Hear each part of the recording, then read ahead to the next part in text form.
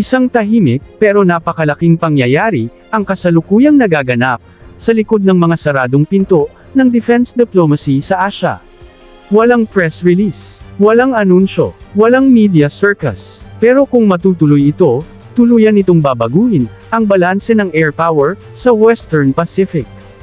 At sa sentro ng kwentong ito, ay ang bansang Pilipinas.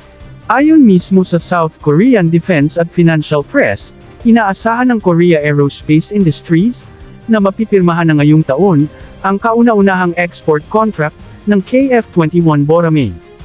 At hindi na nila pinapaligoy-ligoy pa, ang malinaw na itinuturo nilang unang customer, ay ang Philippine Air Force.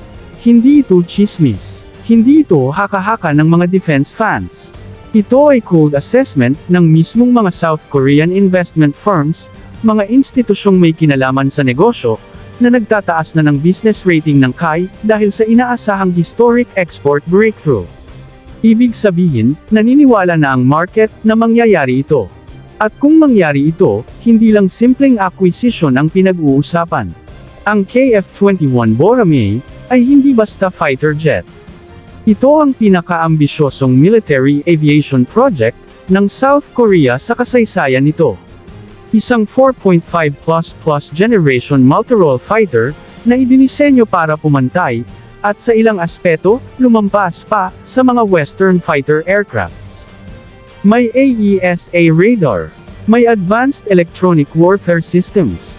May network-centric capability, na idinisenyo para sa modernong digmaan. At higit sa lahat, hindi ito dead-end platform. Mula pa lang sa blueprint, ang KF-21, ay may malinaw na pathway, patungo sa stealth configuration.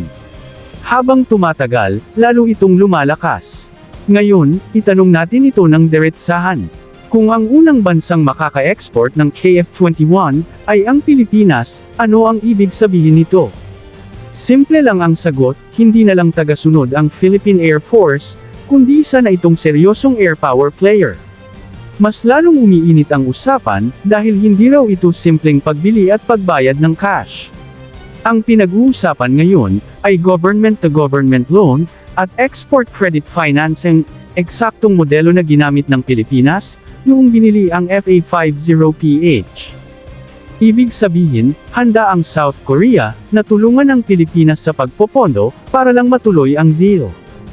Hindi ito charity. Ito ay strategic trust. Isang malinaw na indikasyon, ng malalim at pangmatagalang ugnayan, ng Manila at Seoul, isang partnership, na hindi lang pang peacetime, kundi pang crisis at pangdigmaan. Sa ilalim ng Horizon 3, naka-line up ang KF-21, bilang pangunahing multirole fighter ng Philippine Air Force. At ito ang eksaktong kakayahan, na dekada ng kulang ang bansa. Air superiority, long-range strike, at higit sa lahat, credible deterrence.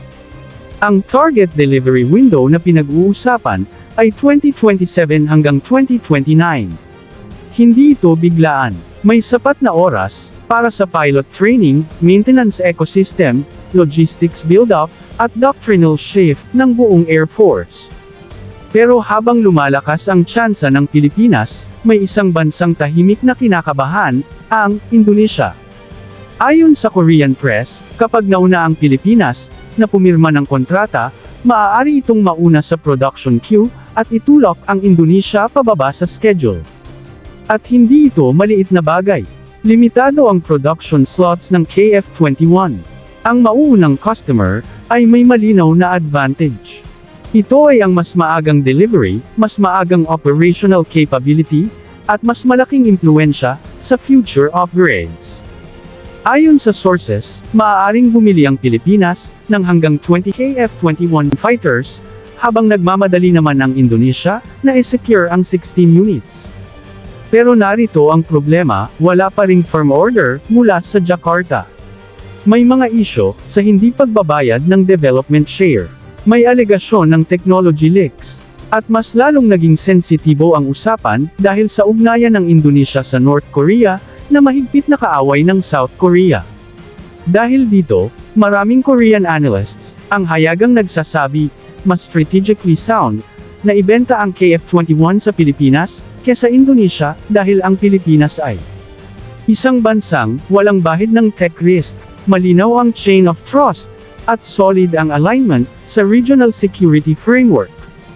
Samantala, sa kabilang panig ng laban, hindi pa rin sumusuko ang Saab Gripen E ng Sweden. Tahimik, calculated, pero napakadelikado ng galaw, mahigpit pa rin ang panliligaw sa Pilipinas, at nitong ang nakaraan, tila mismong frigate ng China, ang ginawa nilang kunyari kalaban, sa isang promotional video, ng fighter jet nilang offer nila sa Pilipinas, ang JAS-39 Gripen E. Ipinakita nila, ang RBS-15 anti-ship missile demo laban sa Chinese Type 052C at Type 052D destroyers, isang malinaw, at hindi na tinatagong mensahe, na ang Gripen E, ay idinisenyo para sa West Philippine Sea scenario. Ito ay indirect marketing, pero napakatalas. Ipinapakita ng Saab, na alam nila kung sino ang kalaban ng Pilipinas, at kung saan ito posibleng mangyari. Pero kahit gaano kaagresibo ang marketing, maraming defense watchers, ang nagsasabing nangunguna na ang KF-21, sa MRF race. At kung makakakuha ang Pilipinas, ng KF-21 sa sapat na dami, at higit sa lahat, ay kayang e-sustain, ang epekto nito, ay hindi incremental, kundi transformational. Hindi lang eroplano ang binibili rito. Binibili ang doctrine. Binibili ang regional credibility. Binibili ang kakayahang lumaban, at manalo, kung mapipilitan. Sa ngayon, sinasabi ng Manila, na maaari itong kumuha ng hanggang 40 multirole fighters, pero ilang taon nang nahaharang ang programa, dahil sa kakulangan sa pondo at ibang prioridad.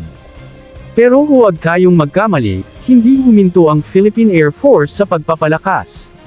Kamakailan lamang, naglagay ang Pilipinas ng $700 million order para sa karagdagang 12 na FA-50, na inaasahang darating bago mag-2030. Ito ay malinaw na long-term planning, FA-50 para sa light combat, training, at day-to-day operations, habang ang KF-21 ay para sa high-end warfare at air dominance. Kaya kung tuluyang matuloy ang KF-21 deal, hindi na tanong kung lalakas ang Philippine Air Force. Ang tanong na lang ay, gaano kabilis, at gaano kalayo, ang mararating nito. Ito ay hindi na simpleng modernization. Ito ay strategic shift, at kung ang Pilipinas nga ang magiging unang export customer ng KF-21 Boracay, ito ay magiging mensahe hindi lang sa rehiyon, kundi sa buong mundo. Isang tahimik na panahon ng paghahanda, bago ang isang napakalaking pag-angat ng kapangyarihan sa himpapawid. Pilipinas versus Indonesia. Sino ang unang pipila sa production queue ng Korea Aerospace Industries? Malinaw ang sagot, ang Pilipinas.